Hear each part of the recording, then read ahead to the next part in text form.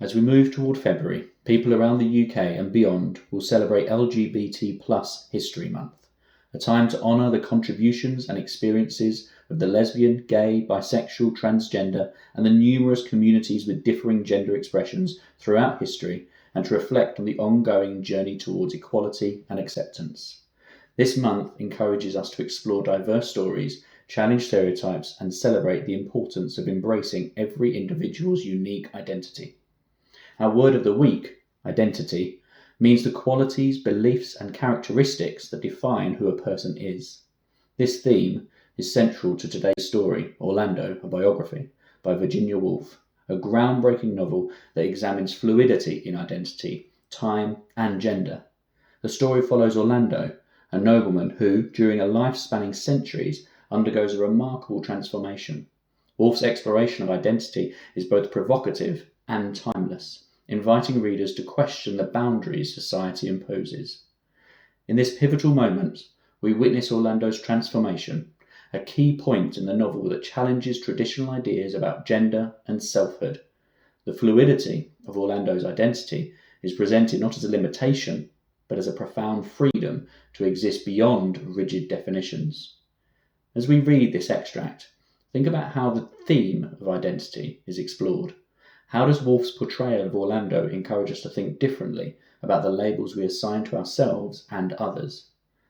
Let's delve into how this moment from Orlando connects to the broader celebration of diversity and individuality during LGBT History Month. Next morning, the Duke, as we must now call him, was found by his secretaries sunk in profound slumber amid bedclothes that were much tumbled. The room was in some disorder, his coronet having rolled on the floor and his cloak and garter being flung all of a heap on a chair. The table was littered with papers. No suspicion was felt at first, as the fatigues of the night had been great. But when afternoon came and he still slept, a doctor was summoned. He applied the remedies which had been used on the previous occasion, plasters, nettles, emetics, etc., but without success. Orlando slept on.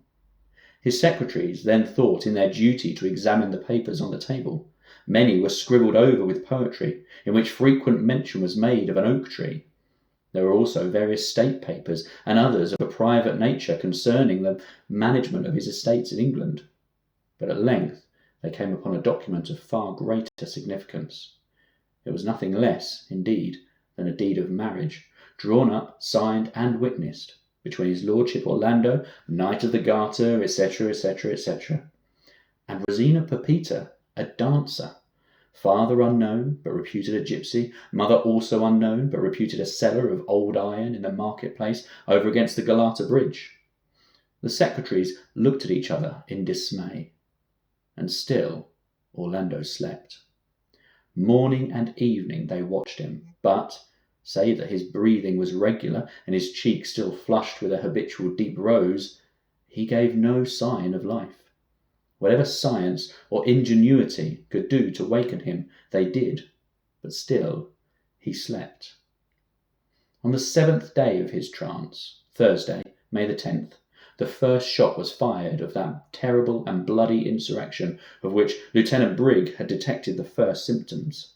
The Turks rose against the Sultan, set fire to the town, and put every foreigner they could find, either to the sword or to the bastinado. A few English managed to escape, but, as might have been expected, the gentlemen of the British Embassy preferred to die in defence of their red boxes, or, in extreme cases, to swallow bunches of keys rather than let them fall into the hands of the infidel. The rioters broke into Orlando's room, but, seeing him stretched to all appearances dead, they left him untouched, and only robbed him of his coronet and the robes of the garter. And now again obscurity descends, and would indeed that it were deeper, would we almost have it in our hearts to exclaim that it were so deep that we could see nothing whatever through its opacity, would that we might here take the pen and write finis to our work, would that we might spare the reader what is to come, and say to him in so many words, Orlando died and was buried. But here, alas, truth, candour, and honesty The austere gods who keep watch and ward by the inkpot of the biographer cry no. Putting their silver trumpets to their lips, they demand in one blast truth, and again they cry truth, and sounding yet a third time in concert, they peal forth the truth and nothing but the truth, at which, heaven be praised, for it affords us a breathing space, the doors gently open, as if a breath of the gentlest and holiest zephyr had wafted them apart, and three figures enter. First comes Our Lady of Purity, whose brows are bound with fillets of the whitest lamb's wool, whose hair is an avalanche of the driven snow, and in whose hand reposes the white quill of a virgin goose. Following her, but with a statelier step, comes Our Lady of Chastity, on whose brow is set like a turret of burning but unwasting fire, a diadem of icicles. Her eyes are pure stars, and her fingers, if they touch you, freeze you to the bone. Close behind her, sheltering indeed in the shadow of her more stately sisters, comes Our Lady of Modesty, frailest and fairest of the three, whose face is only shown as the young moon shows when it is thin and sickle-shaped and half hidden among clouds. Each advances towards the centre of the room where Orlando still lies sleeping, and with gestures at once appealing and commanding, Our Lady of Purity speaks first. I am the guardian of the sleeping fawn. The snow is dear to me, and the moon rising, and the silver sea. With my robes I cover the speckled hen's eggs, and the brindled seashell. I cover vice and poverty. On all things frail or dark or doubtful my veil descends. Wherefore speak not, reveal not. Spare, oh spare. Here the trumpets peal forth. Purity, avaunt, begone, purity. Then Our Lady of Chastity speaks. I am she whose touch freezes and whose glance turns to stone. I have stayed the star in its dancing and the wave as it falls. The highest Alps are my dwelling place, and when I walk, the lightnings flash in my hair. Where my eyes fall, they kill. Rather than let Orlando wake, I will freeze him to the bone. Spare, oh spare. Here the trumpets peal forth. Chastity, avaunt! Begone, chastity! Then Our Lady of Modesty speaks, so low that one can hardly hear. I am she that men call Modesty. Virgin I am, and ever shall be. Not for me the fruitful fields and the fertile vineyard.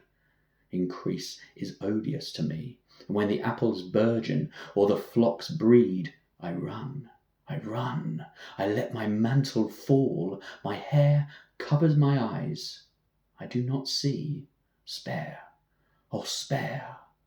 Again the trumpets peal forth. Modesty, avaunt! Begone, Modesty! With gestures of grief and lamentation, the three sisters now join hands and dance slowly, tossing their veils and singing as they go. Truth, come not out from your horrid den, hide deeper, fearful truth, for you flaunt in the brutal gaze of the sun things that were better unknown and undone. You unveil the shameful, the dark you make clear. Hide, hide, hide. Here they make as if to cover Orlando with their draperies. The trumpets, meanwhile, still blare forth the truth and nothing but the truth. At this, the sisters try to cast their veils over the mouths of the trumpets so as to muffle them, but in vain, for now all the trumpets blare forth together. Horrid sisters, go! The sisters become distracted and wail in unison, still circling and flinging their veils up and down.